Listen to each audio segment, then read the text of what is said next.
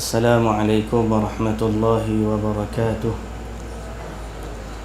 Bismillahirrahmanirrahim. Alhamdulillahi rabbil alamin.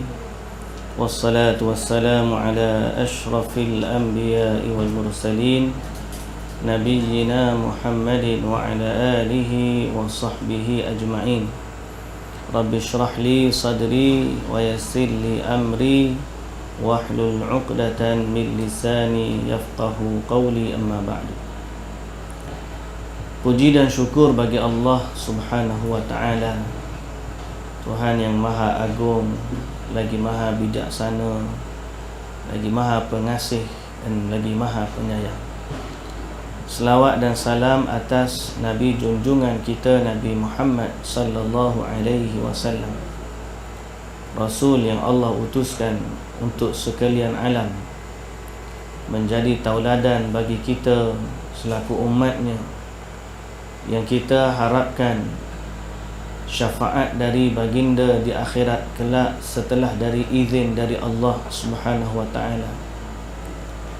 Yang kita mohon kepada Allah Azza wa Jalla agar ditempatkan di dalam syurga bersama dengan baginda. Juga selawat ke atas ahli keluarga baginda, para sahabatnya dan para pengikutnya yang setia sehinggalah ke hari kiamat. Alhamdulillah. Muslimin dan muslimat yang dirahmati Allah Subhanahu wa ta'ala sekalian, kita hari ini bertemu dalam bulan Ramadan Al-Mubarak, dan ni kelas pertama kita dalam Ramadan kan. Sebelum ni ada air depan ni baru mari tak ada air ni. Jadi Alhamdulillah, belum terlambat lah, oleh kerana kita baru bertemu untuk mengucapkan selamatlah kita dalam menjalani ibadat Ramadan. Semoga apa yang kita amalkan sepanjang Ramadan diterima oleh Allah Subhanahu wa ta'ala, dan semoga Allah Ta'ala mentaufikkan kita untuk beramal dengan amalan-amalan yang sahih, yang Allah redai dan Allah ganjari dengan pahala yang berlipat kali ganda.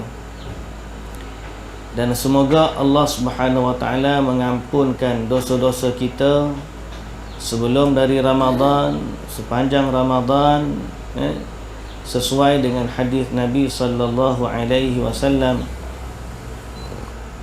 man shama ramadana imanan wa ihtisaban ghufira lahu ma taqaddama min dhanbihi.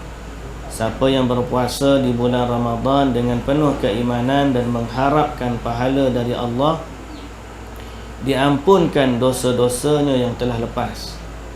Dan Nabi sallallahu alaihi wasallam juga bersabda, man qama ramadana imanan wa ihtisaban ghufira lahu ma taqaddama min dhanbihi. Siapa yang berqiyam di bulan Ramadan dengan penuh keimanan dan mengharapkan pahala dari Allah, diampunkan dosa-dosanya yang telah lepas. Alhamdulillah. Baik, muslimin dan muslimat yang dirahmati Allah Subhanahu wa ta'ala sekalian, hari ini rentetan daripada apa yang kita bacakan tadi. Nak beriman, nak mendapatkan keampunan dari Allah, Nabi kata imanan wa ihtisaban, dengan penuh keimanan dan mengharapkan pahala dari Allah. Kerana iman menjadi syarat amalan itu diterima. Kalau tak ada iman, amalan tidak diterima.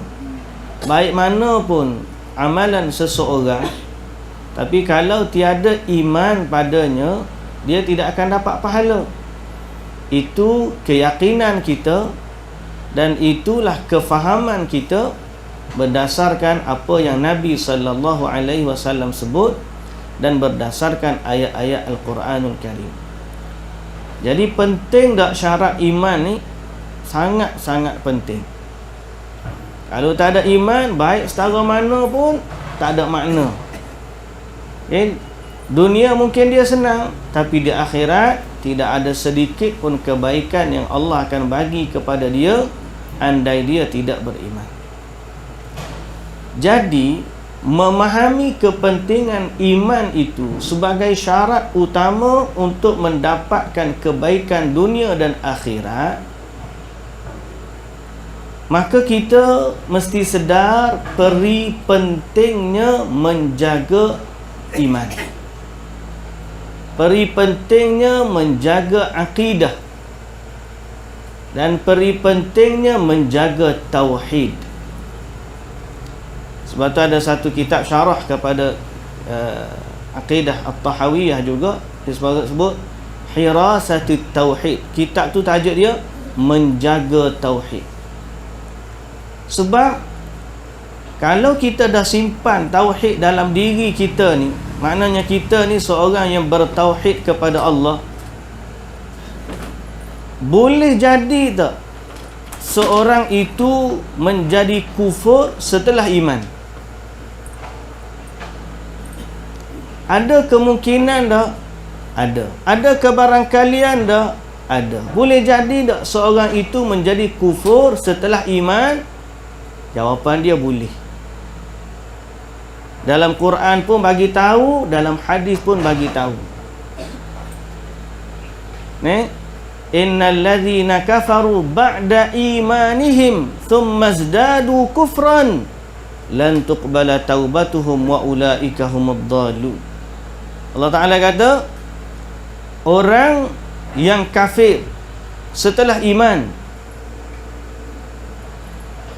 innal ladzina kafaru ba'da imanihim thumma zdadu kufran, kemudian bertambah lagi kekufuran mereka, lan tuqbala taubatuhum, tidak akan diterima taubat mereka, dan mereka itu adalah golongan yang sesat.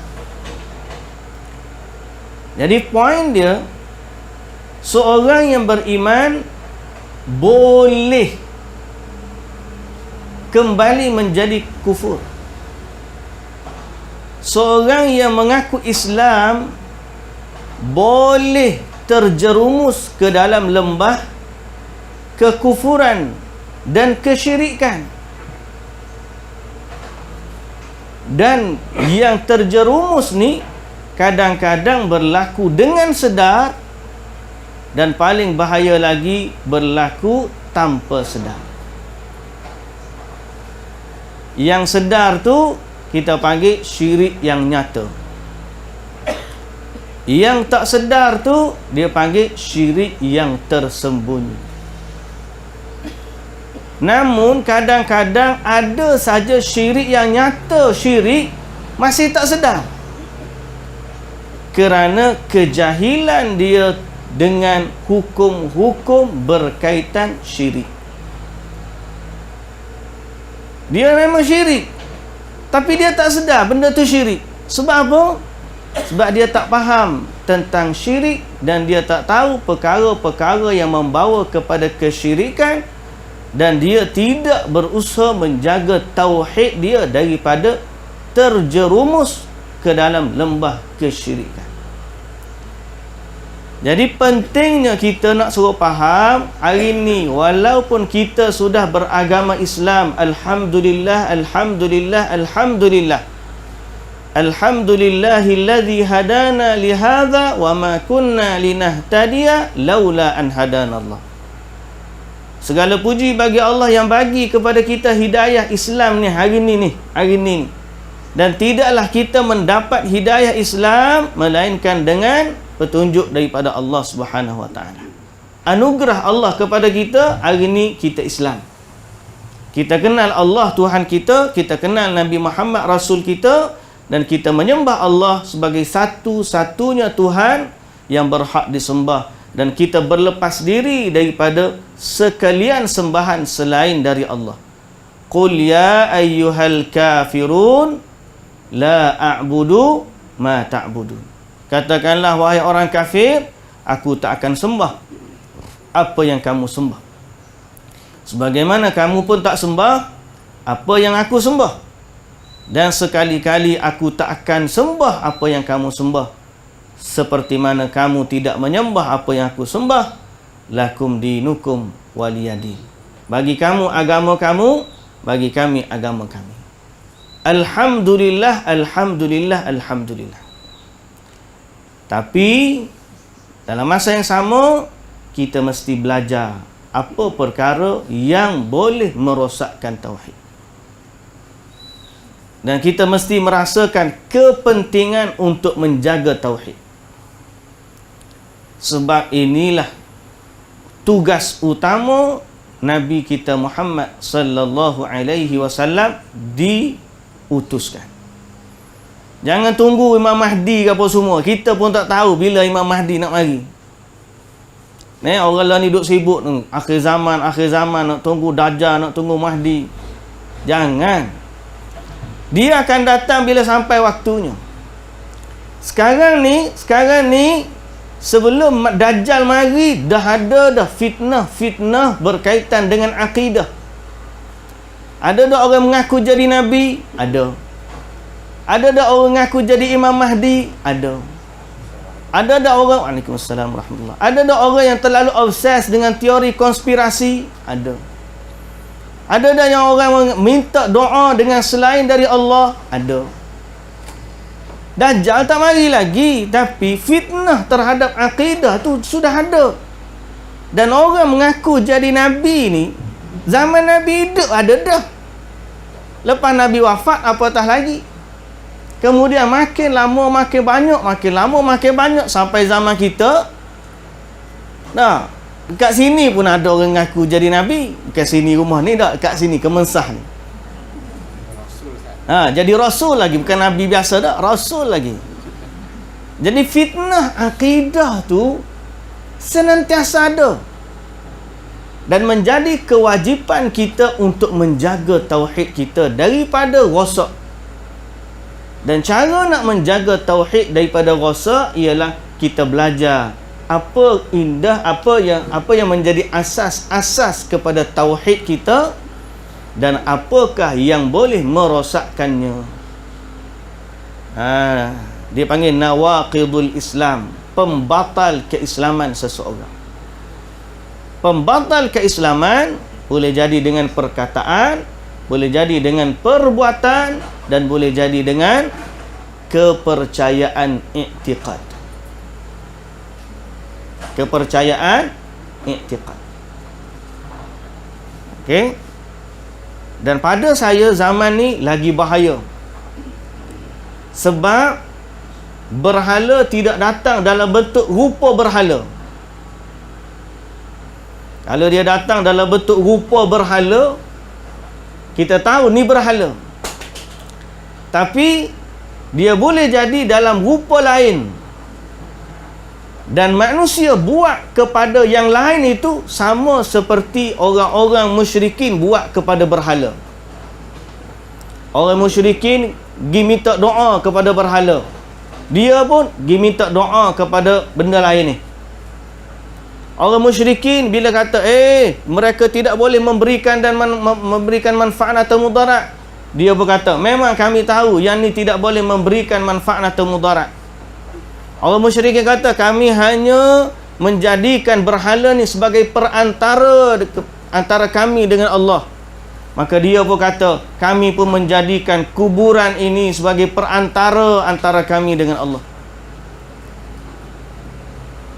Orang musyrik kata ni patung orang soleh, asal dia orang soleh, jadi kami buat patung, kami bertawassul dengan dia supaya dia sampaikan hajat kami kepada Allah.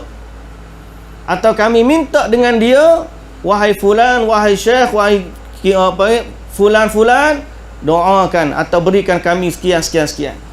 Dia pergi kepada kuburan, dia pergi kepada objek lain, pokok ke, batu ke, kubur ke, pakaian ke, apa lagi objek, selipar ke, capal ke. Dia buat apa yang orang musyrikin buat kepada patung berhala sama. Cuma beza dia, hak ni nampak rupa berhala, yang ni tak nampak rupa berhala. Dan lagi bahaya, saya suka guna istilah badai akidah, taufan akidah. Taufan akidah yang melanda sehingga Sekarang ni bukan sekadar fitnah akidah berkaitan dengan kepercayaan kepada selain Allah, berdoa kepada selain Allah, menyamakan Islam dengan agama-agama lain. Juga badai taufan akidah yang sedang melanda. Dia ada satu gerakan international, dia panggil Abrahamic Religion, Millah Ibrahim. Millah Ibrahim ni membawa kepada penyatuan agama, iaitu Yahudi, Nasrani, Islam duduk di bawah satu payung. Siapa payung dia? Nabi Ibrahim AS. Jadi sama je Yahudi ke, Nasrani, Kristian ke, Islam ke, sama je, sebab semua agama ni beriman dengan Nabi Ibrahim. Jadi kita ni sama. Jawapan dia tak sama. Nabi Ibrahim tak pernah jadi Yahudi. Nabi Ibrahim tak pernah jadi Nasrani. Nabi Ibrahim adalah seorang Muslim yang beriman kepada Allah dan tidak pernah melakukan kesyirikan. Allah Ta'ala nyatakan dalam Quran, "Ma kana Ibrahimu Yahudiyan wala Nasraniyan walakin kana hanifan muslima wa ma kana minal musyrikin." Jadi apa yang kita nak fahami di saat ini ialah pentingnya kita menjaga akidah kita, dan pentingnya kita belajar perkara-perkara yang boleh merosakkan akidah, dan pentingnya kita tahu jalan-jalan yang membawa kepada lembah atau jurang kesyirikan. Nabi macam mana Nabi? Nabi SAW, dia datang untuk ajar kita tentang tauhid, dan Nabi SAW juga datang untuk menyelamatkan kita daripada perkara-perkara yang merosakkan tauhid. Jadi hari ni jangan seorang tu anggap ustaz ni mari nak ayat mari kita sembah Allah saja. Jangan tag agama-agama lain. Tag tahu tag. Tag tu jangan sentuh. Jangan takwil, jangan kritik. Muslimin dan muslimat yang dirahmati Allah, dari awal lagi akidah kita ni bukan sekadar menyatakan Allah tu Tuhan kita. Syarat yang pertama dalam syahadah ialah an-nafyu, kena menafikan Tuhan lain. Boleh faham tak? Kita kan ada dua syarat la ilaha illallah. Syarat pertama, la ilaha, tidak ada Tuhan. Maknanya apa? Menafikan selain Allah ni, tak ada Tuhan. Tu bukan Tuhan. Patung tu bukan Tuhan, berhala tu bukan Tuhan, pokok yang disembah tu bukan Tuhan, Nabi Isa bukan Tuhan, malaikat Jibril bukan Tuhan, Nabi Muhammad bukan Tuhan, wali-wali bukan Tuhan, dan tidak memiliki sedikit pun kuasa ketuhanan. Mesti nafi semua. Apa bentuk patung, hak berdiri, hak baring, hak duduk, apa bentuk rupa dia, macam-macam rupa dia, semua kita kena nafikan. So memang kena kritik. Yang kedua, isbat, baru mensabitkan, mengiyakan bagi Allah itu ketuhanan.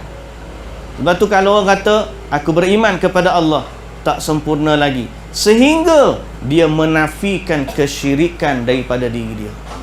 Dia tak terlibat dengan benda-benda syirik.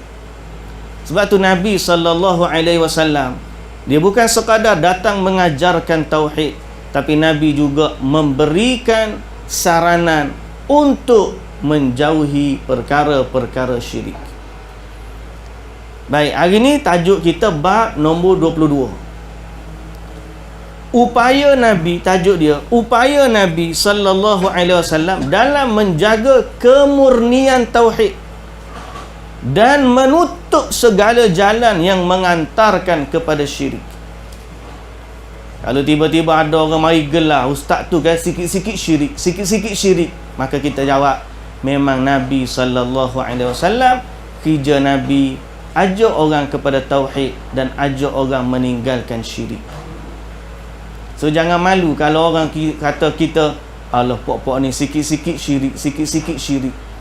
Ada tak orang gelar lagu tu? Ada. Orang tak boleh berlaku, sikit-sikit bid'ah, sikit-sikit syirik. Habis orang lain tak betul berlaku. Jawapan dia, kerana yang kata tentang syirik ni, yang mengajar kita, yang memberi peringatan kepada kita dengan kesyirikan adalah Nabi kita Muhammad sallallahu alaihi wasallam.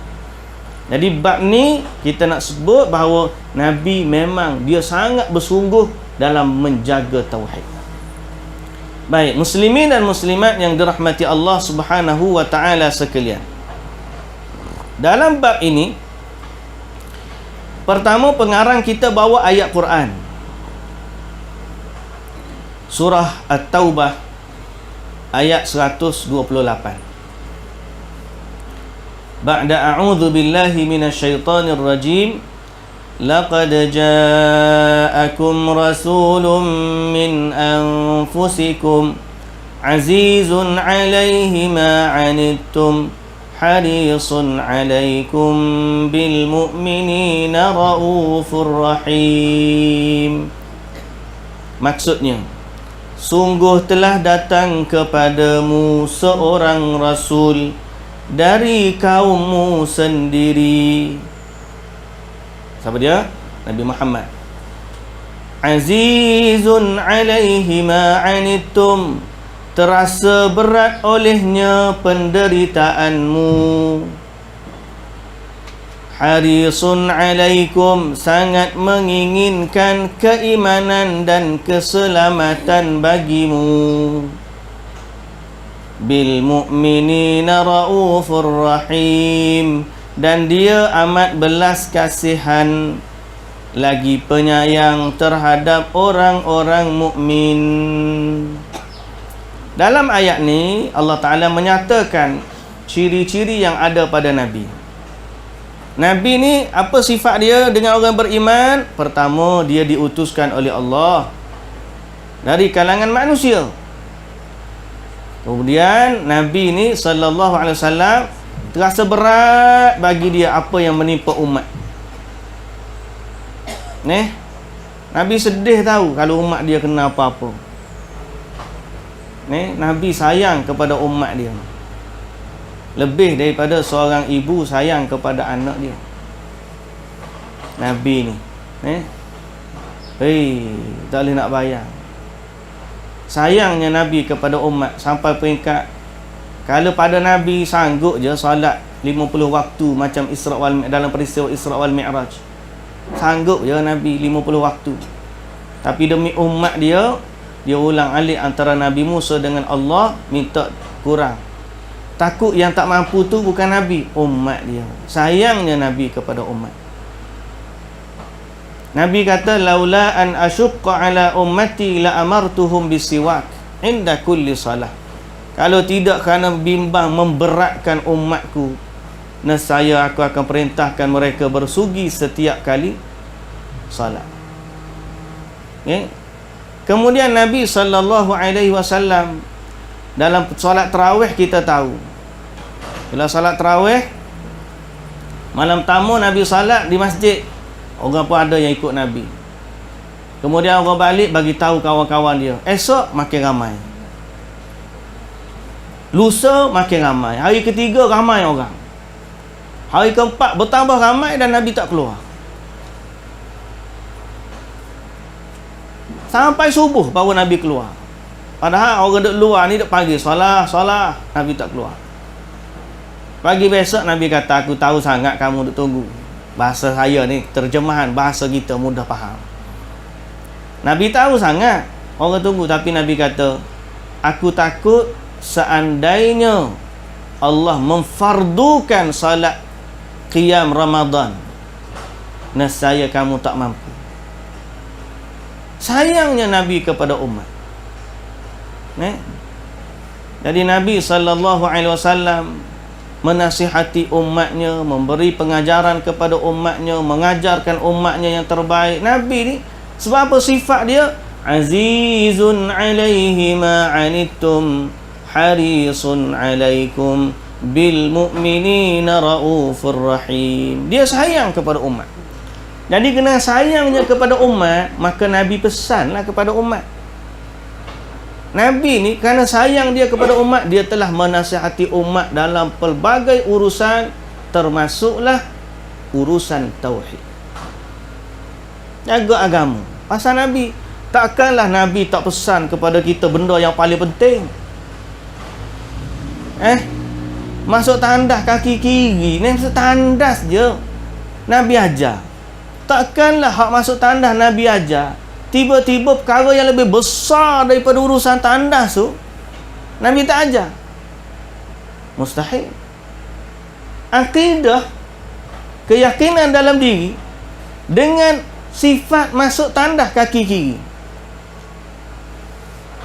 Seorang yang masuk tandas kaki kanan ke kaki kiri, dia kata sama ya, tak ada apa pun. Tapi kerana itu Allah suka yang belah kanan benda baik, hak kiri pada benda yang tak baik. Bila Nabi SAW nak masuk tandas, Nabi dahulukan kaki kiri. Dalam urusan yang baik, Nabi dahulukan belah kanan. Kata Aisyah radhiyallahu anha, kana Nabi sallallahu alaihi wasallam yu'jibuhu tayammun fi tarajjulihi wa tana'ulihi wa tuhurihi wa fi sya'nihi kullihi. Kata Aisyah radhiyallahu anha, Nabi ni dia suka belah kanan. Fi tarajjuli, waktu sikat rambut, sikat kanan dulu. Tana'uli, waktu pakai selipar kaki kanan dulu. Waktu berwudu, ambil kanan dulu.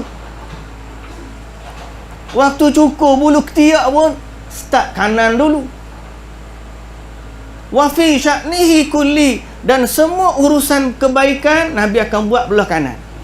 Sehingga zikir selepas solat pun Nabi kira dengan jari. Riwayat Ibn Hibban kata belah kanan. Jadi benda ni nak banding dengan isu tauhid, ini baru bab suka kepada belah kanan, bahagian kanan dalam bab kebaikan. Jadi kita buat tu kerana cinta sayang kepada Nabi, dan Nabi suka kepada benda kanan. Allah Ta'ala pun suka kepada perkara yang Nabi tunjukkan kepada kita, lalu kita pun ikutlah pada sunnah Nabi SAW. Sehingga makan dengan tangan kanan, Nabi tak bagi kita minum atau makan dengan tangan kiri. La ta'kulu bishimal fa inna syaitana ya'kulu bishimal. Jadi benda-benda gini nak banding dengan isu akidah, lebih tinggi akidah. Takkanlah Nabi pesan dalam bab yang kanan dan kiri, tiba-tiba dalam bab yang lebih besar yang boleh menentukan syurga neraka seseorang, yang boleh menyebabkan seorang tu kekal di dalam syurga buat selama-lamanya, ataupun kekal di dalam neraka buat selama-lamanya. Takkanlah Nabi SAW tak pesan benda ni. Jadi kita dapati Nabi SAW ni sangat menjaga tauhid.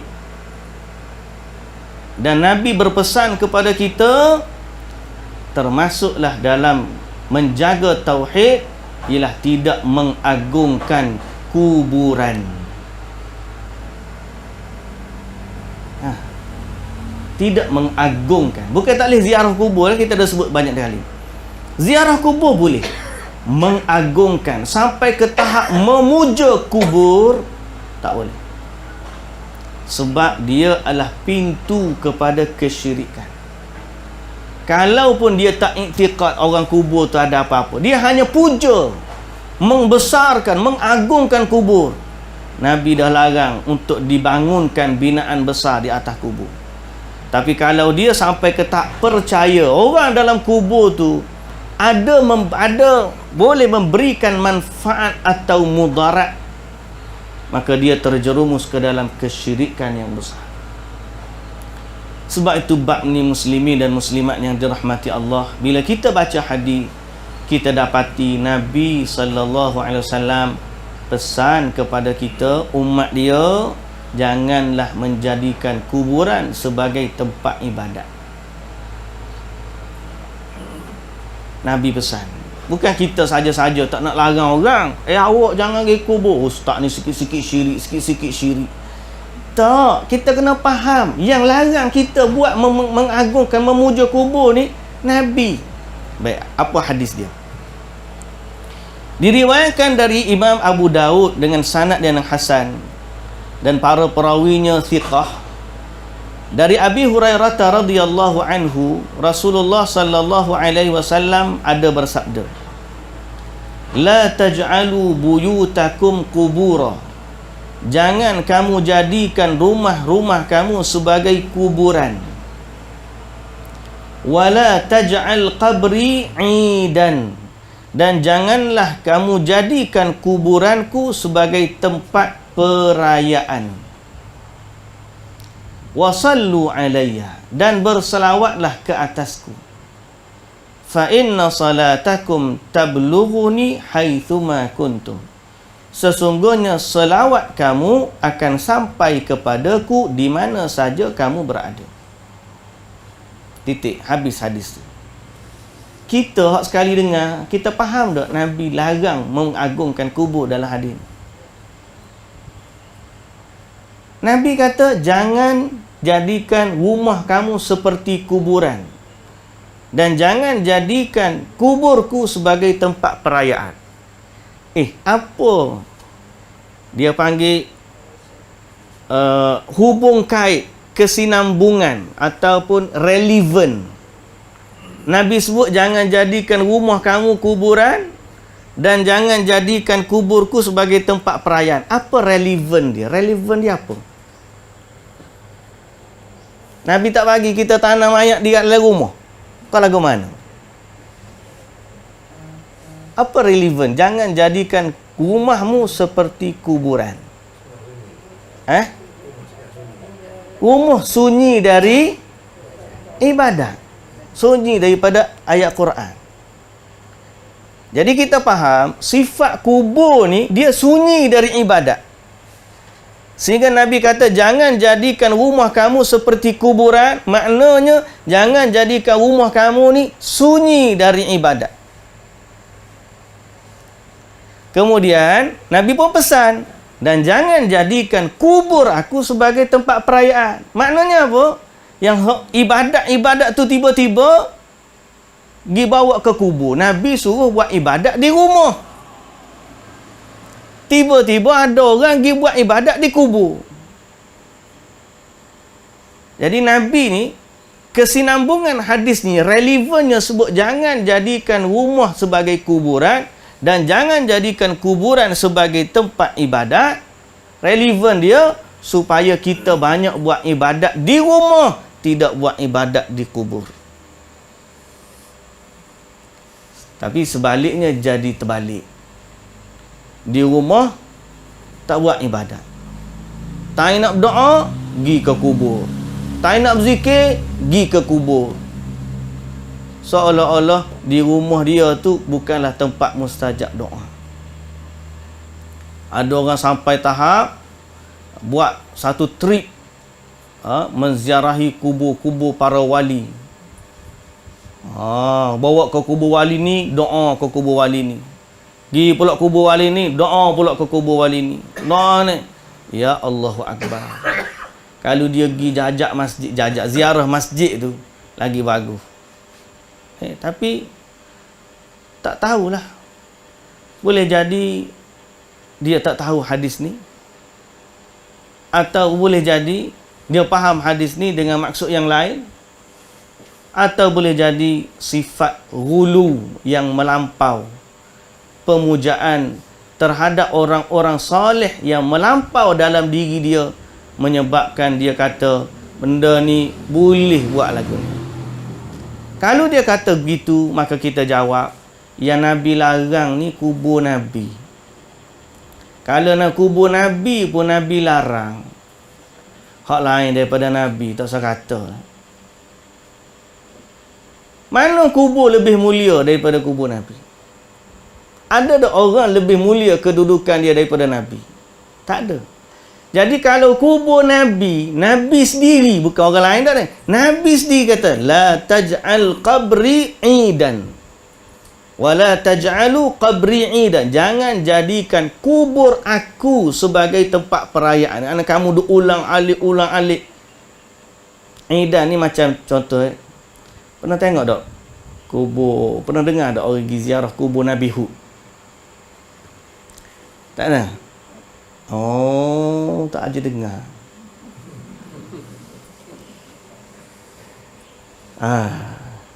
Dia dekat Yaman. Ada seorang yang bergelar Habib ni. Dia tiap-tiap tahun dia ada ritual dia. Dia akan berlarak, pergi ke kubur, doa, kemudian dia ada mandi. Dia macam haji jadi. Setahun sekali pada bulan berapa saya pun lupa. Dia pergi. Jadi seperti perayaan. Tiap-tiap tahun orang akan pergi. Tiap-tiap tahun orang akan pergi. Jadi Nabi kata jangan jadikan kuburku sebagai tempat perayaan, merujuk kepada perkara macam tu lah. Bukan tak boleh beraya di Madinah dah, raya Madinah raya lah, tapi jangan jadikan kubur Nabi itu sebagai dan perayaan yang kamu ulang-alik setiap tahun buat ibadat padanya.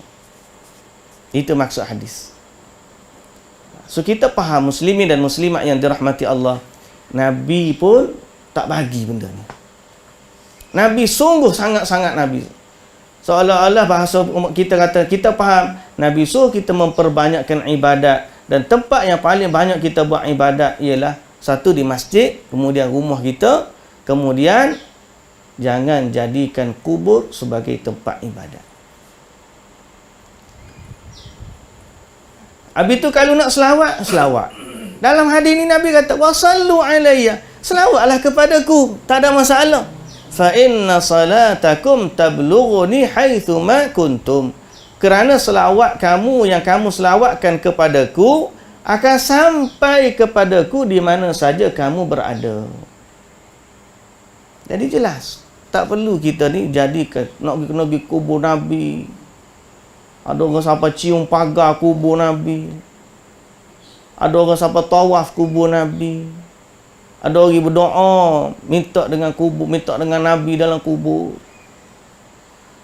Bila kita tanya, dia jawab, dia ada jawapan. Dia syubhat ni ada jawapan. Dia kata apa? Bukankah Nabi tu, masa dia hidup, orang nak minta doa dengan dia? Maka Nabi, setelah dia wafat pun, dia hidup lagi dalam kubur dia. Nah, jawab di seorang ustaz Kelantan tu, hak mati lagi banyak boleh tolong kita doa, pasal dia tak perlu makan, tak perlu minum. Oh, berat ustaz tu. Dia boleh guna logik tu. Kita dalam bab agama, logik kita pertama, memang ada sahabat minta doa dengan Nabi setelah waktu Nabi hidup. Tapi setelah daripada Nabi wafat, sahabat tak pergi minta dah dengan Nabi.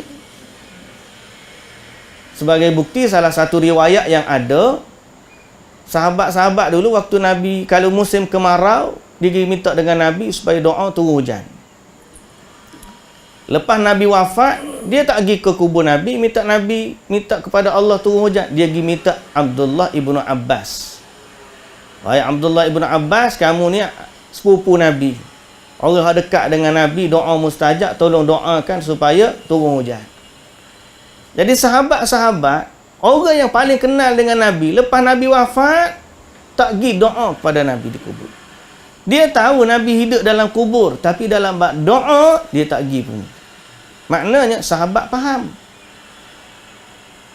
Hidup di alam barzakh. Memang Nabi hidup di alam barzakh. Bukanlah kehidupan Nabi itu, orang panggil apa? Seperti kehidupan dunia 100% tak. Sebab Allah Ta'ala kata dalam Quran, innaka mayyitun wa innahum mayyitun. Wahai Muhammad, kamu pun akan mati sebagaimana mereka akan mati.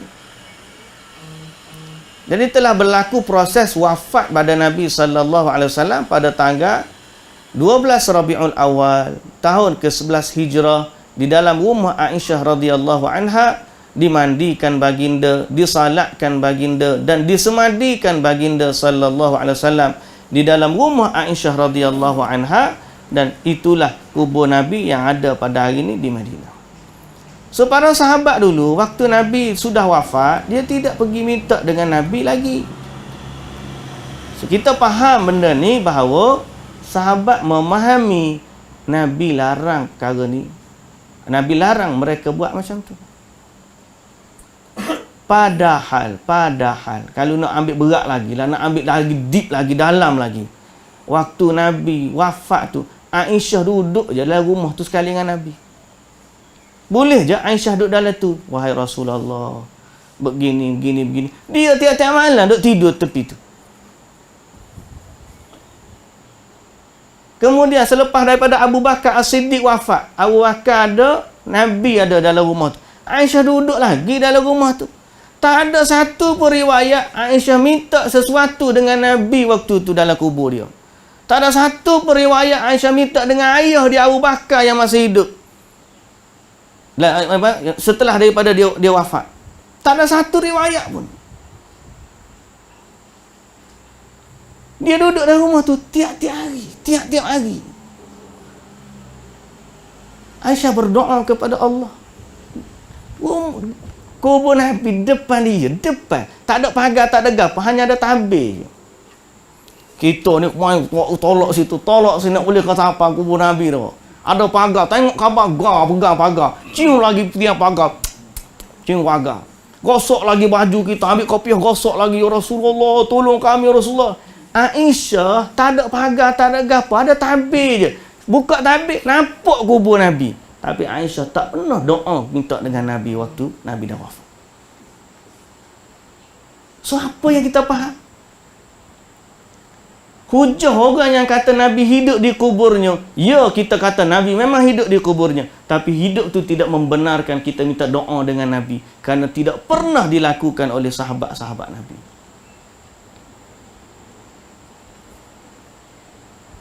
Tapi gitulah orang ni, ada juga lah panggil, biar ada pun tak apalah. Hak tak pagi ni Wahabi lah berlakunya. Kita bukan masalah Wahabi tak Wahabi dah. Masalahnya apa hak Nabi ajar. Apa hak sahabat faham daripada tu. Tujuannya menjaga akidah. Tujuan dia tak nak terjerumus ke dalam lembah kesyirikan. Sebab kalau seseorang dah mula minta dengan orang mati, hukum dia sama dengan orang yang menjadikan berhala kaum Nabi Nuh tu. Waddan, Suwa'an, Yaghuth, Ya'uq wa Nasra. Ni semua orang-orang soleh kaum Nabi Nuh mati, orang buat patung, kemudian orang minta dengan dia. Jadilah bermulalah era penyembahan patung berhala. Jadi Nabi pesan, kubur dia pun jangan, kubur Nabi pun jangan.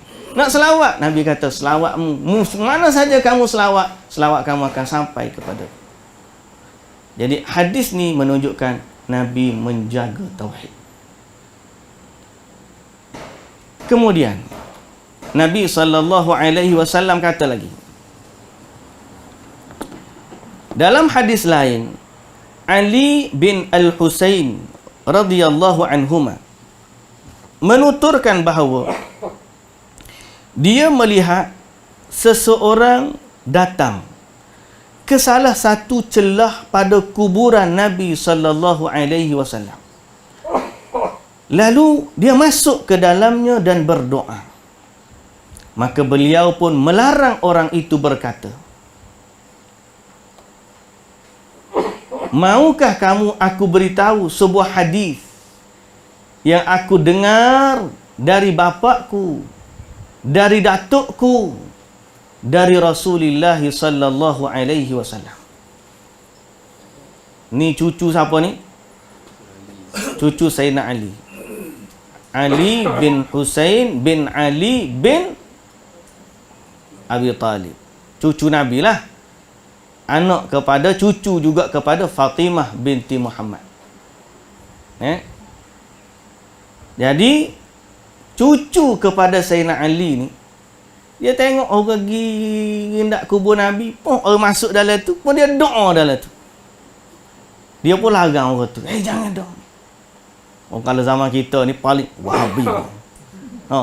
Apa larang orang doa kubur. Wahabi tak ada lagi, Muhammad bin Abdul Wahab tak ada lagi masa ni. Ali bin Al-Husain bin Ali bin Abi Talib, dia tengok, dia pun larang orang tu, jangan doa. Dan dia kata, kamu nak dengar tak? Aku nak bagi tahu satu hadis aku dengar daripada ayahku, iaitu Husain, daripada datukku Ali, dan dia dengar daripada Rasulullah sallallahu alaihi wasallam. Apa Rasulullah kata? La tattakhidhu qabri 'ida wala buyutakum qubura fa inna taslimakum la yablughuni aynama kuntum. Jangan kamu jadikan kuburanku sebagai tempat perayaan, dan jangan kamu jadikan rumah-rumah kamu seperti kuburan, tetapi ucapkanlah doa salam kepadaku, kerana sesungguhnya doa salammu sampai kepadaku dimanapun kamu berada.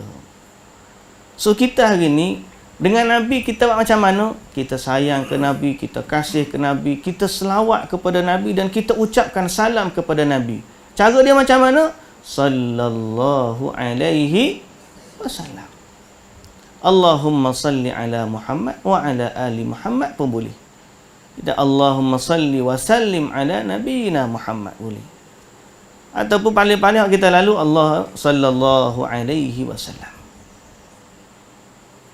Baik. Jadi itu perintah Allah kepada kita, ya ayyuhallazina amanu sallu alaihi wa sallimu taslima. Jadi Nabi dah bagi tahu kepada kita, berselawatlah dan bersalamlah ke atas Nabi sallallahu alaihi wasallam, dan dia tidak terikat dengan kuburan Nabi. Ada orang kata, Ustaz nak pergi Madinah, salam ke Rasulullah, Ustaz. Sebelum Ustaz sapa dah salam tu. Pasal Nabi kata, Nabi kata, mana saja kamu berada, selawat tu sampai kepadaku, salam tu sampai kepadaku. Ada malaikat yang Allah Ta'ala khususkan untuk sampaikan salam pada Nabi sallallahu alaihi wasallam. Jadi orang kita je sibuk sapa depan. Saya dulu tu pergi belajar Madinah kan. Oh, pergi mana? Pergi salam mana? Pergi salam. Ada setengah orang tu pergi salam. Kita pun amanah lah, memang lah. Orang pergi salam, ya Rasulullah, aku sampaikan salam kepadamu daripada fulan bin fulan. Kadang-kadang nak baca senarai, panjang senarai. Jadi Al-Fadhil Dr. Abdul Basit kata, kalau panjang itu kita kata, ya Rasulullah, aku sampaikan salam kepadamu dari orang yang mengirim salam buat aku, melalui aku untukmu. Habis selesai. Tak sebut nama seorang-seorang lah. Sampaikan salam boleh, tapi kita nak sebutnya sebelum daripada kita sampai Madinah tu, malaikat wid dulu lagi. Orang kita ni kalau jumpa orang memang sayanglah dia kepada Nabi sallallahu alaihi wasallam. Tapi kita nak katakan Nabi ajar di mana saja dia berselawat dan salam ke atas Nabi sallallahu alaihi wasallam, selawat itu akan sampai kepada Nabi. Okey, jelas. So Nabi dalam hadis ni mengingatkan kepada kita, jangan agungkan kubur dia. Kalau kubur Nabi pun kita tak boleh nak buat, kubur lain apatah lagi. Kubur Tok Wali tak standing kubur Nabi. Kubur Allah. Kata ginilah, sebelum Nabi wafat, kubur di Madinah ni bukan kubur biasa-biasa lah. Kubur di Madinah ni kubur para syuhada, kubur para sahabat. Nabi sendiri pun pergi senantiasa menziarahi kubur Baqi'. Nabi sendiri senantiasa menziarahi kubur Uhud. Ada tak waktu Nabi pergi sana, Nabi ajar kepada sahabat-sahabat, sampai kubur ni ada Sayyidus Syuhada, penghulu para syahid, Hamzah bin Abdul Muttalib di perkuburan Uhud. Ada tak Nabi bagi tahu kepada sahabat, Musafar minta dengan Hamzah sebab dia orang syahid. Orang syahid ni bukan setakat hidup, duduk dalam syurga dah. Ada tak Nabi kata macam tu? Tak ada. Tak ada. Sahabat-sahabat hal lain duduk di bakat apa semua tu. Sahabat-sahabat yang mulia. Bukan level biasa-biasa, bukan level wali dah. Sahabat ni, sahabat. Sahabat yang mati perang Badar. Ada sahabat Nabi SAW sebut bila sampai ke Badar, habis bateri.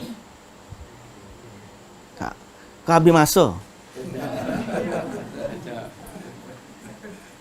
Takut ada timer dah habis masa. Ustaz panjang sama dia. 11.30. Saja ikut lah.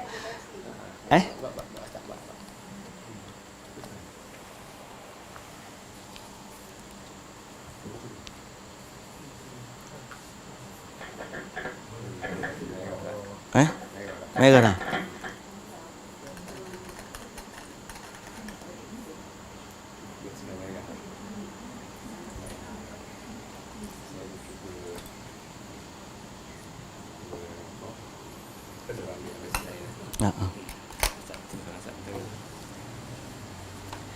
Okey. Tapi memang hari ni kena berhenti awal pun. Tak ada air ke? Dah tadi tak ada air. Kalau ada air tak apa. Baik. Kandungan bab ini. Pertama, tafsir ayat dalam Bara'ah, yakni surah Taubah. Itu ayat laqad ja'akum rasulun min anfusikum azizun 'alaihi ma 'anittum harisun 'alaikum bil mu'minina raufur rahim. Kandungan bab ini yang kedua, Rasulullah sallallahu alaihi wasallam telah memperingatkan umatnya dan menjauhkan mereka sejauh-jauhnya dari syirik, dan baginda telah menutup setiap jalan yang menjurus kepada syirik. So macam kita kata tadi, orang yang menjadi teladan bagi kita dalam memerangi kesyirikan ialah baginda Nabi sallallahu alaihi wasallam sendiri. Kita tidak mandai sikit-sikit syirik tidak, melainkan yang berusaha keras menjauhkan umat dari kesyirikan ini adalah baginda Nabi sallallahu alaihi wasallam. Kalaulah Nabi ada zaman ni, Nabi, kalau kita kata sahabat-sahabat hak Nabi utuskan pergi saraya dia. Saraya ni macam risikan-risikan Nabi ataupun utusan-utusan dakwah Nabi. Nabi hantar Muaz bin Jabal ke Yaman, Nabi hantar sahabat-sahabat ramailah pergi berdakwah. Antara Nabi pesan supaya runtuhkan kubur-kubur yang diagungkan. Kuburan musyarrafah. Kubur-kubur yang diagungkan, Nabi suruh runtuhkan. Kalaulah Nabi tengok apa yang berlaku di zaman akhir zaman ni, Allah, kubur kadang-kadang tukar dengan masjid. Siapa tak kenal Taj Mahal? Taj Mahal tu masjid? Ada. Kubur. Siapa-siapa dah Taj Mahal? Tengok dah gambar tak? Tengok gambar tak? Taj Mahal tu nampak macam masjid besar. Kubur. Diagungkan begitu sekali. Sebaiklah diagungkan sebagai lambang cinta abadi. Kalau tiba-tiba diagungkan sebagai orang alim yang mustajab doa dia, boleh bayang macam mana orang pergi minta doa dekat kubur tu. Dan wujud juga masjid-masjid. Kalau tengok di Iran, banyak masjid-masjid kubur. Pergi Turki, siapa pernah pergi Turki? Saya pergi Turki nak semayang. Kita ingat berhenti semayang, tanpa masjid. Pergi-pergi tengok kubur. Nak cari tempat semayang masa tu, tengok-tengok kubur. Alamak. Kita keluar balik, pergi semayang tempat lain. Sebab Nabi tak bagi kita solat kat kubur. Dekat bangunan tu pula, kubur tu pula ada kawasan tawaf. Keliling dia ada ruang untuk tawaf. Orang boleh pergi tawaf, orang pergi doa, boleh pergi apa. Kalaulah utusan-utusan Nabi yang Nabi hantar dulu sampai Tengok apa benda berlaku ke kubur-kubur umat pada hari ni. Saya habis kena roboh belaka.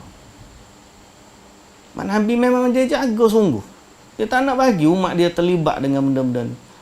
Kalau kita perhati Nabi ni, gapo-gapo pun Allah. Gapo-gapo Allah. Siapa tali selipar putus pun Nabi suruh minta dengan Allah. Betul. Dalam hadis, kalau tali selipar putus, Nabi suruh minta dengan Allah.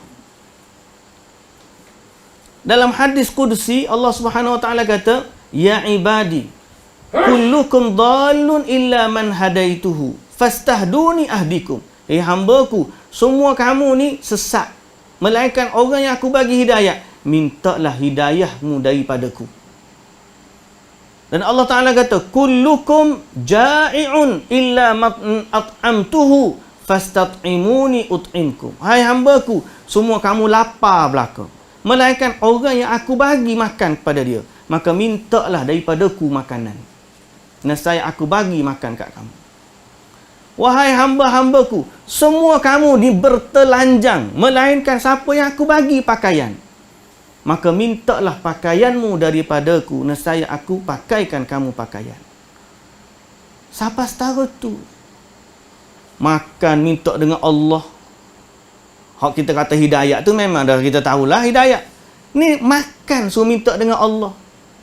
Hari ni tak ada makanan rumah kita. Kita kalau tak ada makanan, mak dia tu, mana nasi tengah hari ni, tak ada lagi ni. Contoh, panggil isteri dia. Kalau isteri pula tak ada beras rumah dia, ayah dia tu beras tak ada dalam rumah kita ni. Dalam bab tu pun Nabi kata, Allah Ta'ala pesan, minta dengan Allah.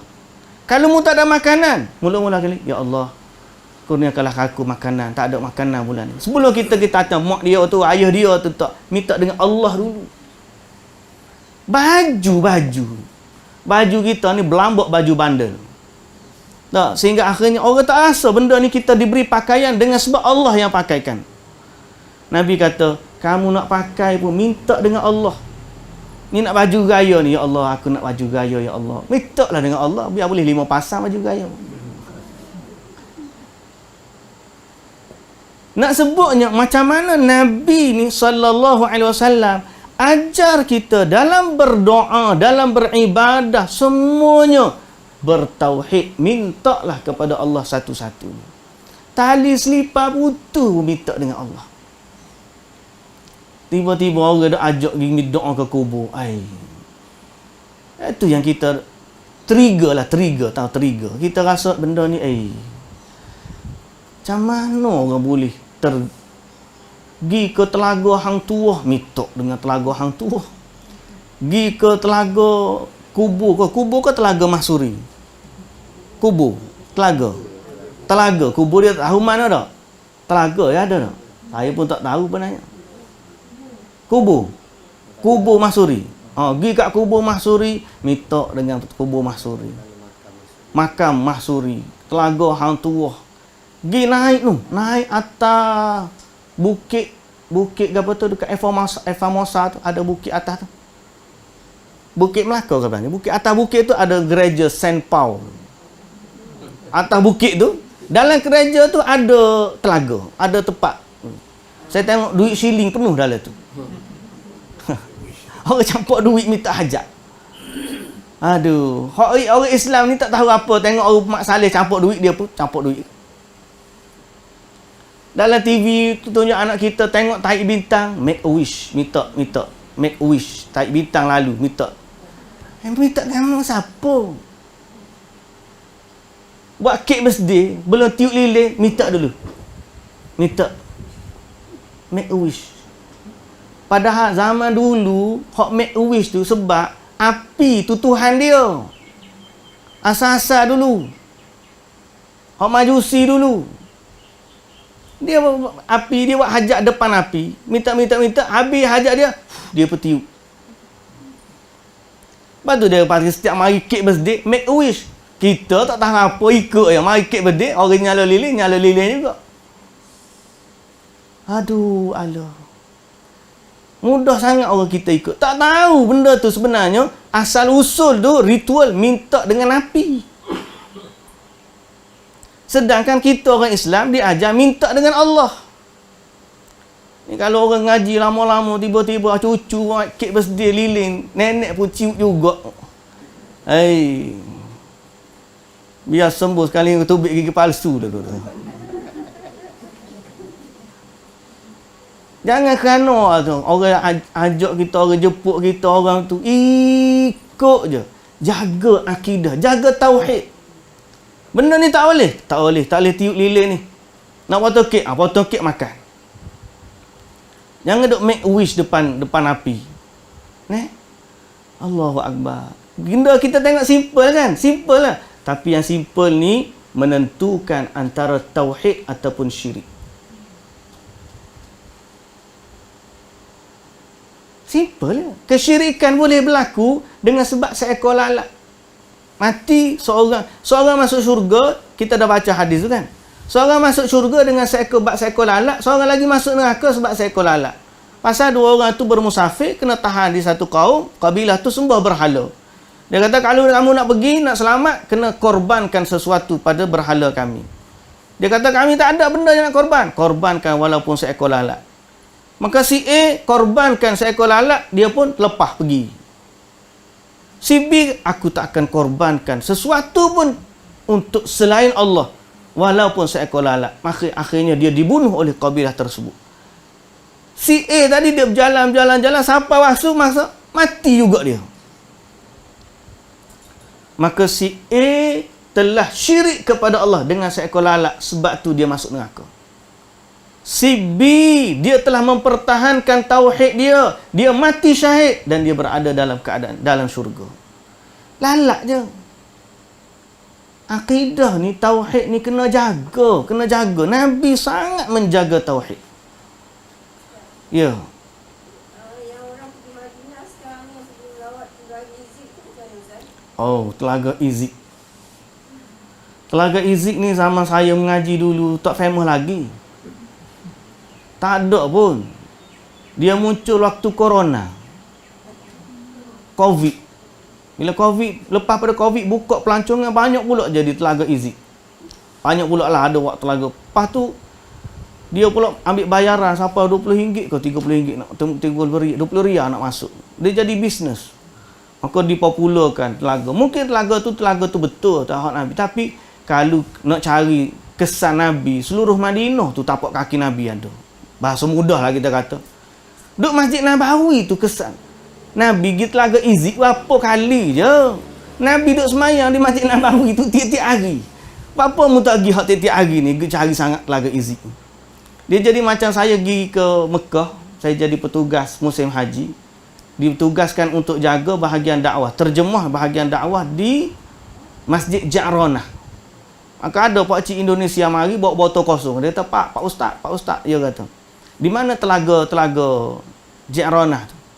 Saya kata, mau apa Pak di Telaga Ja'ranah? Mau ambil airnya Pak. Saya kata, Pak, Bapak sudah di Mekah. Zam-zam tu ada. Pergi ambil air Zam-zam. Cari Telaga Ja'ranah apa-apanya. Macam itulah juga. Nak kesan Nabi ni, ibadat Nabi, zikir Nabi. Macam orang kata capal Nabi. Capal Nabi tu lambang je. Zikir Nabi tu ori betul. Dah ambil lambang tok atas dah. Ambil lambang tok dekat rida. Ambil lambang. Kata di ulama Al-Quran. Kita Syahrul Quran, Ramadan Syahrul Quran. Dia kata tidak ada kemuliaan cukuplah kemuliaan bagi ahli Quran. Sebab dia ambil sesuatu yang ada dalam dada Nabi, dia letak dalam dada dia. Kalau ahli Quran dengar gitu kan, tengok, setakat selipar, lambang je pun, bukan betul. Baiklah, ambil Quran, hafal, tak dalam dada. Real, pure, betul, 100%, sahih. Hak ni memang ada dalam dada Nabi. Quran 30 juzuk tu duduk mana dengan Nabi? Duduk dalam dada Nabi. Bukan Nabi pecah, Nabi buka, Nabi dak. Senantiasa duduk dalam dada Nabi. Maka ambil Quran, letak dalam dada kita. Itu jauh lebih mulia daripada kita dak agungkan lambang capal. Tapi apa orang tak ambil? Tak ada nilai komersial. Tak boleh nak bisnes. Tamu sana Telaga Izi. Kalau promosi Masjid Nabi, apa salahnya? Di sinilah tempat Nabi solat. Di sinilah tempat sahabat-sahabat solat. Pergi ke kubur Baqi' tiap-tiap hari. Di situlah Nabi pijak. Kita jalan keliling Masjid Nabi tu, tapak hak Nabi bersama dengan para sahabat. Gelak mereka, ketawa mereka, menangis mereka, sedih mereka, gembira mereka, berjual belinya mereka, bermacu kudanya mereka, bergustinya mereka, lumba lari mereka, semua duduk kawasan keliling Masjid Nabi. Tapi moga tak boleh ambil binti. Kita nak apa daripada Nabi sallallahu alaihi wasallam? Kita nak kemuliaan bersama dengan Nabi sallallahu alaihi wasallam. Sunnah baginda, ajaran baginda, wahyu yang turun kepada baginda. Kita jadikan Nabi sebagai contoh teladan untuk kita. Itu yang kita kena cari. Yang paling utama ialah menjaga tauhid seperti mana Nabi sallallahu alaihi wasallam jaga. Jadi ambil kesempatan bulan Quran ni, hafallah sikit ayat Quran, tak dalam dada kita. Al-Mulk, ya Allah, aku nak hafal surah Al-Mulk Ramadan ni. Tiap-tiap malam dah baca dah Al-Mulk ni, biarlah hafal. Sampai lepas ni orang duk bagi ni masjid kita tak ambil dah foto stat tu. Pasal dah ingat dah. Tak baca di masjid pun tak apa. Sambil-sambil nak kereta nak balik pun boleh baca dah. Pasal ingat dah. Quran yang ada dalam dada Nabi, kita letak dalam dada kita. Tak perlu print, tak perlu cetak. Hafal, dia tersimpan dalam hati kita. Ini kemuliaan ulama. Kemuliaan orang yang faham sunnah Nabi. Kemuliaan orang yang berada di atas jalan Nabi sallallahu alaihi wasallam. Ahli Quran, ahli hadis, orang yang ambil hak ada. Ahli hadis dia riwayatkan hak keluar daripada mulut Nabi. Nabi sebut begini sallallahu alaihi wasallam. Nabi kata lagu ni, Nabi buat macam ni. Nabi kata, inilah orang betul dengan Nabi sallallahu alaihi wasallam. Kalau setakat selipar tu, Allah, Nabi kadang-kadang buka, kadang-kadang pecah. Lepas tu lambat tu, belum tentu lagi betul ke tak. Riwayat mana tahu kata bentuk dia macam tu. Kemudian kalau pun bentuk dia macam tu, sama je selipar Abu Jahal dengan selipar zaman Nabi tu. Selipar je. Orang kafir pun pakai selipar juga. Hak tentu tak ada pada Abu Jahal Quran. Quran hak ada dalam dada Nabi, tak ada daripada dada Abu Jahal. Jagalah tauhid kita, jagalah tauhid ni.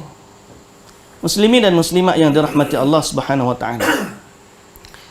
Yang ketiga, Rasulullah sallallahu alaihi wasallam sangat menginginkan keimanan dan keselamatan kita dan amat belas kasihan lagi penyayang. Jadi Nabi dengan kita ni sayang sungguh sehingga Nabi pesan apa saja yang baik untuk kita, Nabi akan pesan. Nabi tak akan tinggal walaupun orang pagi sedikit. Kalau kita kata ada kan hadis 3 orang hak dia kata aku nak semayang malam tak tidur, aku nak puasa sepanjang tahun, aku tak nak kahwin. Betul tak? Pernah dengar kan hadis tu kan? Ada 3 orang mari tanya isteri Nabi tentang amalan Nabi. Lepas bagi tahu dia pun kata sikitnya amalan Nabi. Maka seorang tu kata dia nak semayang sepanjang malam. Seorang lagi kata aku nak puasa sepanjang tahun. Seorang kata lagi aku tak nak kahwin. Nabi dengar. Nabi dengar. Kalau kita ikut mu lah. Nah, kalau kita lah kamu penat ikutmu, penat lelah ke apa saja. Aku tak ajar pun buat tak. Nabi marah. Nabi marah. Nabi kata aku orang paling bertakwa kepada Allah. Aku tidur, aku solat malam pun aku tidur. Aku puasa pun ada hari juga aku tak puasa. Dan aku juga mengahwini wanita. Siapa yang tak suka kepada sunnahku, dia bukan dari kalangan umatku. Jadi Nabi ni pesan yang terbaik untuk umat dia. Ini sebab kerana kasih sayang yang ada pada Nabi sallallahu alaihi wasallam. Jadi umat ni kalau hak Nabi pesan, hak Nabi suruh, hak Nabi ajar, hak Nabi bagi tahu, tiba-tiba dia buat lalu je kat telinga dia. Jadi halua telinga, tak apalah aku dengar hadis, tapi aku nak buat hak aku. Alangkah ruginya orang yang berfahaman begitu. Sama macam contoh, kita baca Allahumma antas salam wa minkas salam tabarakta ya dzal jalali wal ikram. Bila kita kempen ni lah hadis Nabi baca macam ni. Dia kata tak ke pendek tu. Tok guru kita baca Allahumma antas salam wa minkas salam wa ilaika ya'udu salam fa hayyina rabbana bis salam wa adkhilnal jannata daras salam. Tabarakta rabbana wa ta'alaita ya dzal jalali wal ikram. Panjang ke tu. Mesti hebat lagi. kita kata hak Nabi ajar tu takkanlah lalu halua telinga kita je. Hak Nabi ajar tu mestilah hak tu yang terbaik. Jadi baikilah kita baca tu. Buat seperti mana Nabi baca. Pendek pun hak Nabi. Walaupun pendek, tapi hak ni hak Nabi. Lebih baik daripada hak panjang yang tidak asal daripada Nabi. Nah. Nak hak mudah banyak pahala. Tu. Jangan susah. Kita ni dia kata ustaz ni tak sibuk orang buat zikir. Bukan. Kita nak suruh ajar zikirlah cara Nabi SAW berzikir. Sebab Nabi ajar kita tu, Nabi ajar kat kita tu, waktu Nabi ajar tu diiringi dengan sifat Nabi bil mu'minina raufur rahim. Waktu Nabi ajar tu, Nabi ada kasih sayang, sopan santun kepada umat dia. Nabi tak ajar kita benda-benda lekeh-lekeh ni. Nabi ajar yang paling disukai oleh Allah. Nabi kata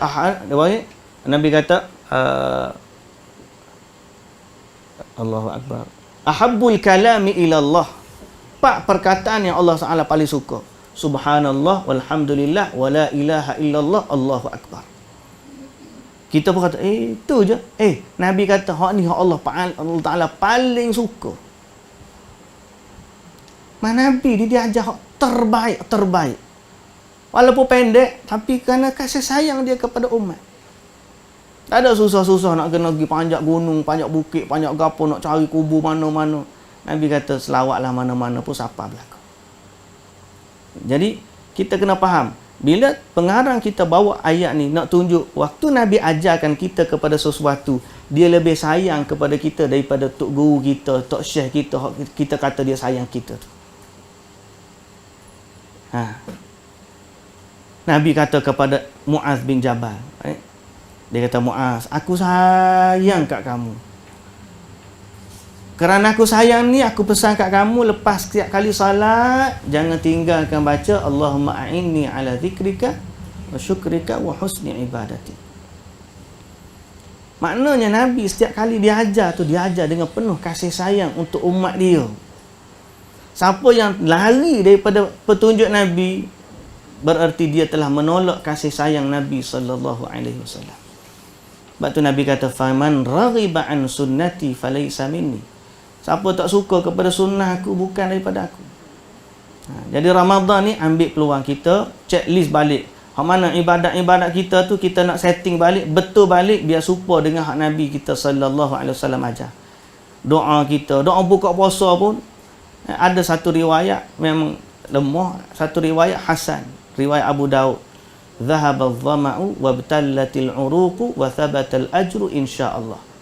Tapi kita dak baca Allahumma lakasumtu wa bika amantu wa ala rizqika aftartu bi rahmatika ya arhamar rahim. Pasal memang kita hafal daripada budak lagi. Dah. Lama dah tak baca Allahumma lakasumtu, tetapi setiap kali mengajar keluar Allahumma lakasumtu tu boleh baca sampai habis. Pasal apa? Jak bodoh lagi kita hafal. Nak ubah payah tak? Memang payah lah. Tapi kita kata zahaba adh-dhama'u wa batallatil 'uruqu wa thabatal ajru insyaallah. Cuba kita ubah dengan benda yang sahih daripada Nabi sallallahu alaihi wasallam. Lepas tu kalau buka puasa tu Nabi baca bismillah ya. Dia zahaba adh-dhama'u wa batallatil 'uruq wa thabatal ajru tu insyaallah. Maksud dia telah hilang dahaga. Bila telah hilang dahaga, siyak tu, ayat tu menunjukkan minudah air. Hilang dahaga tu. Wabtallatil uruq, telah basah urat-urat saraf. Maknanya air tu dah mengalir masuk dalam perut sampai membasahi urat saraf. Wa thabatal ajru, dan insya-Allah dapat pahala tu. Jadi ayat tu menunjukkan dibaca setelah minum air. Bukan dibaca sebelum minum air. Jadi apa kalau kita kata sunnah makan ni baca bismillah, lepas makan dhahaba adh-dhama'u wabtallatil uruqu wa thabatal ajru insyaallah. Jangan duk baca panjang pula doa. Tak iman doa Allahu akbar Allah asyhadu an la ilaha illallah, tak habis lagi doa dia. Kita adjust biar sama dengan kehidupan Nabi kita sallallahu alaihi wasallam. Bab sembahyang tarawih biar sama dengan Nabi sallallahu alaihi wasallam. Bab Subhanal Malikil Quddus lah. Semayang tu tak apalah. 20 dengan 8 tu kita kata perbahasan lama dah orang dah bincang, kita kata okey berlaku. Mekah pemain 20 juga. Tapi antara sunnah yang ditinggalkan Nabi SAW selepas semayang witir, Nabi baca apa? Subhanal Malikil Quddus. 3 kali. Subhanal Malikil Quddus, Subhanal Malikil Quddus, Subhanal Malikil Quddus. Berapa ramai orang baca? Orang tak baca. Orang dah baca apa? Subhanal Malikil Mawjud, Subhanal Malikil Ma'bud, Subhanal Malikil Hayyil ladzi la yamutu wa la yafutu abada, Subuhun Quddusur Rabbuna wa Rabbul Malaikatu war Ruh, Subhanallah walhamdulillah wa la ilaha illallah wallahu akbar, wa la hawla wa la quwwata illa billahil aliyyil azim. Allahumma salli ala Muhammad sallallahu sallam alaihi. Oh, kita hafal tu package daripada budak lagi. Tapi nak mengubah satu benda kebiasaan, bila kita tahu Nabi buat macam mana, dia tidak akan dapat kita ubah, sehinggalah kita betul-betul cinta kepada sunnah Nabi sallallahu alaihi wasallam. Hak ni yang Nabi buat. Aku tahu ni Nabi buat. Aku baru dapat hadis Nabi buat macam ni. Nabi selepas witir, Subhanal Malikil Quddus, Subhanal Malikil Quddus, Subhanal Malikil Quddus. Hak ni hak kita ajar. Usahakan diri, gagahkan diri. Walaupun orang lain tak buat, kita baca Subhanal Malikil Quddus, Subhanal Malikil Quddus, Subhanal Malikil Quddus. Sebab benda ni hadis sebut Nabi baca gitu lepas solat witir.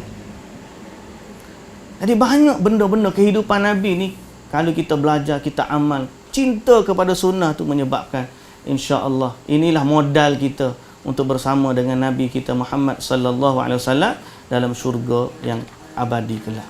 Muslimin dan muslimat yang dirahmati Allah, nombor 4. Rasulullah melarang untuk menziarahi kuburannya dengan cara tertentu, iaitu dengan menjadikannya sebagai tempat perayaan, padahal ziarah ke kuburan beliau termasuk amalan yang baik.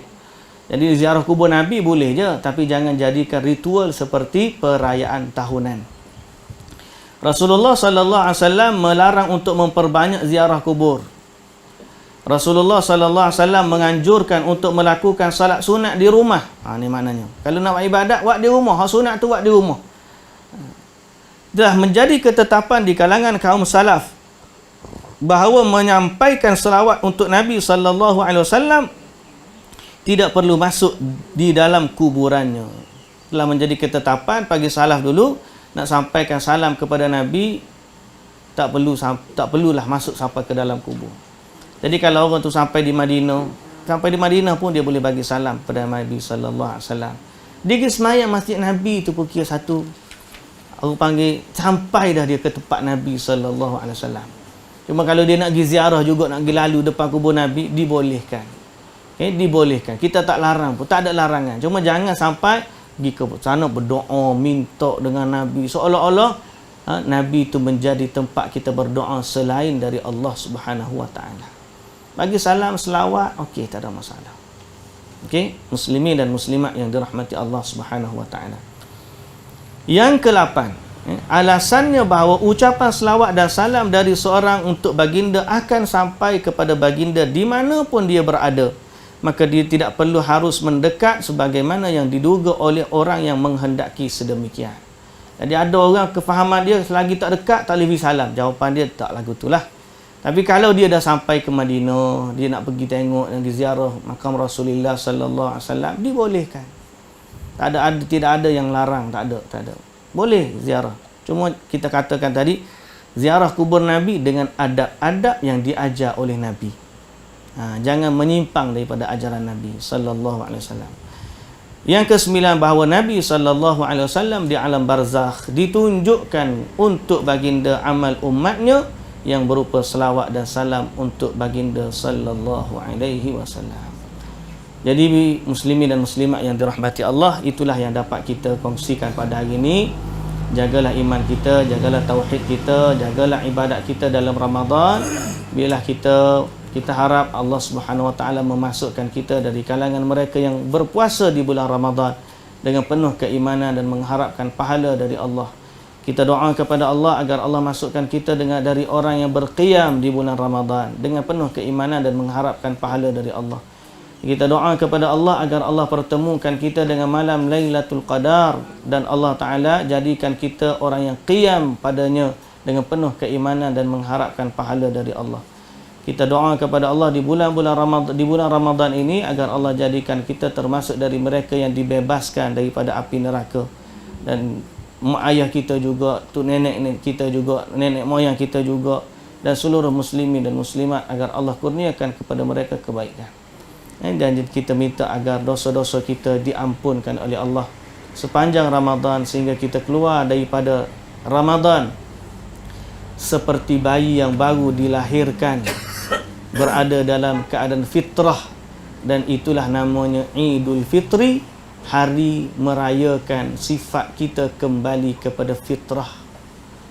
Nama pun Idul Fitri, kita kembali kepada fitrah, iaitulah diampunkan daripada dosa-dosa, dan kita nak sucikan diri kita daripada golojak hawa nafsu, karat-karat maksiat, dan juga noda-noda dosa. Semoga Allah Ta'ala ampuni kesalahan kita, terima amalan kita, dan pertemukan kita pada Ramadan yang seterusnya. Hari ini 15 Ramadan. Sekejap dah separuh dah kita ni. Minggu depan kalau kita jumpa ada rezeki lagi, 10 akhir Ramadan lah kita. Tapi cuti tak 10 akhir Ramadan. Kita cuti minggu depan. Kita jumpa bulan depan pula. Jadi insya-Allah, semoga Allah merezekikan kita Lailatul Qadar, dan jangan lupa doalah ke ustaz ni biar Allah Taala bagi kesihatan, kelapangan, dan bagi kebaikan lah. Dan doakan semua tuan rumah kita ni, Haji Zul dengan zaujahnya, dan semua yang hadir, agar Allah Subhanahu Wa Taala berikan dan anugerahkan kepada kita semua kebaikan dunia akhirat sepanjang Ramadan dan selepas daripada Ramadan. Wallahu ta'ala alam. Subhanakallahumma wa bihamdika asyhadu an la ilaha illa anta astaghfiruka wa atubu ilaik. Assalamualaikum warahmatullahi wabarakatuh.